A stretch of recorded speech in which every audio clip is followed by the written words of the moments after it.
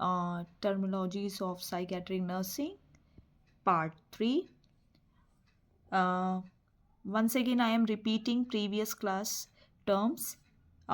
So we have seen or we have learned regarding the stupor, persuaded, exaggerated, catatonic, stereotypes, and tremors, and last one it is the EPS.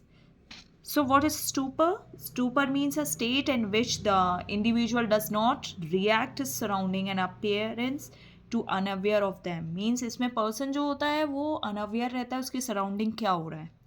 Then persuaded means होता है to make them to do it by giving them good reason for doing it. Means इसमें ये होता है कि हम उस चीज़ को कराने के लिए कुछ ना कुछ उसके बारे में कुछ अच्छा रीज़न देंगे कि वो काम के लिए वो राजी हो जाए, मतलब वो काम होने के लिए राजी हो जाए.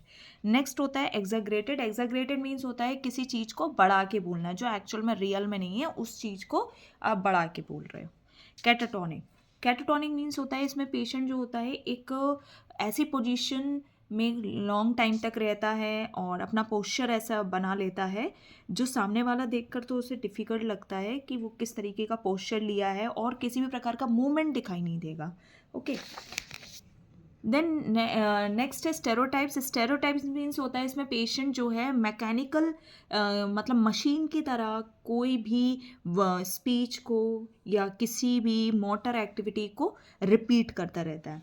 Then trimmers. ट्रिमर्स मीन्स होता है इसमें shaking of the body without control, मतलब इसमें बॉडी का कोई कंट्रोल नहीं रहेगा और ऐसे ही बॉडी जो है शेकेबल होगी. नेक्स्ट है EPS. EPS मीन्स होता है एक्स्ट्रा पिरामिडल सिंड्रोम या सिम्टम्स जो कि एंटीसाइकोटिक ड्रग का साइड इफेक्ट्स होता है जो कल जिस तरीके से मैंने बताया था. Okay, now today we will study regarding the साइकोसिस, neurosis, mental retardation and difference between illusion, hallucination and delusion. So, psychosis. Psychosis means होता है lack of insight. Means इसमें जो पेशेंट होता है उसको नहीं मालूम होता है कि वो कौन सी बीमारी से जूझ रहा है ना, उसे क्या हुआ है, ठीक है, उसे कुछ भी पता नहीं चलता है. जैसे कि फॉर एग्ज़ाम्पल जैसे स्कीज़ोफ्रीनिया वाले पेशेंट हो गए, ठीक है, तो उसको जो बीमारी है वो उस बीमारी को एक्सेप्ट भी नहीं कर पाता है क्योंकि उसको पता ही नहीं चल पाता है कि वो इस बीमारी से जूझ रहा है. ओके. नेक्स्ट होता है न्यूरोसिस. न्यूरोसिस मीन्स होता है इनसाइट इंटैक्ट, मतलब patient keep in touch of reality. That means यहाँ पर पेशेंट को मालूम होता है कि वो कौन सी बीमारी से जूझ रहा है, उसको क्या हुआ है, ठीक है, और उसको ये पता रहता है कि उस जैसे कि मतलब पेशेंट को ये समझ में आता है कि मुझे ये एंजाइटी हो रही है, ये एंजाइटी किस रीज़न के वजह से हो रही है, मतलब इसमें पेशेंट जो है फुली कॉन्शियस है, उसको उसकी बीमारी के बारे में पता रहता है. Next we will focus on the mental retardation और mentally challenges. Mental retardation, a condition where intelligence is low, less than 70, with sub-average learning and low performance.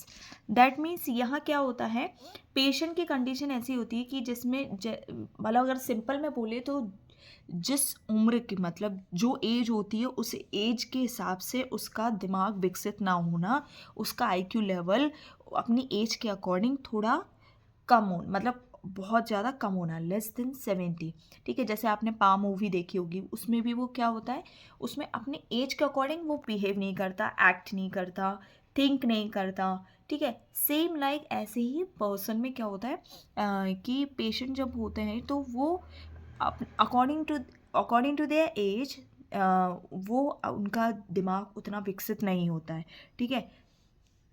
तो जो मेंटल रिटार्डेशन होता है इसको we can call the mental challenges also, ठीक है. अगर किसी चाइल्ड का इंटेलिजेंस 70 से कम है या बच्चे कुछ चीज़ नहीं सीख पाते हैं, ठीक है, बस थोड़ा ही वो जैसे मान लीजिए थोड़ा ही कोशिश करते हैं और फिर अपना जो डेली रूटीन भी होता है वो भी नहीं कर पाते हैं, ठीक है. तो मेंटल रिटार्डेशन जो होता है वो बर्थ के बाद से ही, ठीक है, वो मेंटल रिटार्डेड होते हैं. मतलब ये एक तरीके से एक तरीके से कंजेनाइटल प्रॉब्लम होता है कि मतलब वो बर्थ के बाद ही उनका ब्रेन जो है अकॉर्डिंग टू देयर एज विकसित नहीं हो पाता है, ठीक है।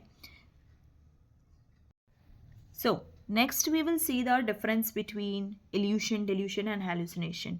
I hope you understood regarding the mental retardation. Means इसमें क्या होता है, once again I am repeating, a condition where intelligence is low than less than 70 with sub-average learning and low performance. Means according to their age wise intelligence, मतलब जैसे दिमाग विकसित होना है वैसा नहीं होता है, IQ लेवल डाउन होता है, और ये उनका लर्निंग कैपेसिटी सारी चीज़ें थोड़ा सा लो होती है, उनकी जो भी एक्टिविटीज़ होगी it should be low.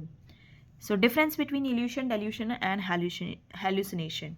Evolution means होता है रॉन्ग परसेप्शन या we can say misinterpretation of the external stimuli, जिसमें कि जैसे कि फॉर एग्जांपल एग्जाम्पल्स में समझाऊंगी. जैसे कि इल्यूशन में मैंने प्रीवियस क्लासेस में भी लिया था बट ऑन रिक्वेस्ट मैं ये रिपीट कर रही हूँ. तो इल्यूशन मीन्स ये होता है कि इसमें मिस इंटरप्रिटेशन हो जाता है एक्सटर्नल स्टिमुलाई, मतलब यहाँ पर कोई बाहरी चीज़ मौजूद है लेकिन हम उसे देख मतलब उसको जो हम परसेप्ट कर रहे हैं, मतलब उसको जो हम समझ रहे हैं वो हम थोड़ा गलत समझते हैं. जैसे कि फॉर एग्जांपल जैसे कि रोप है लेकिन हम उसको सांप समझ रहे हैं. ओके.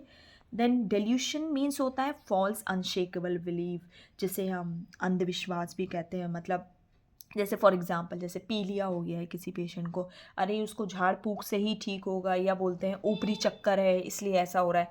मतलब एक तरीके का फॉल्स अनशेकेबल बिलीव जो वास्तव में नहीं है बट ये अंधविश्वास है और उस बिलीव को बदला नहीं जा सकता है. And last one it is the hallucination. Hallucination means होता है परसेप्शन विदाउट एक्सटर्नल स्टिमुलाई, मतलब रॉन्ग परसेप्शन मीन्स परसेप्शन होना विदाउट एक्सटर्नल स्टिमुलाई. इसमें क्या हो रहा है, कोई वस्तु बाहरी रूप से मौजूद नहीं है बट हमको फिर भी ऐसा लग रहा है जैसे कि कोई मुझे बुला रहा है ना.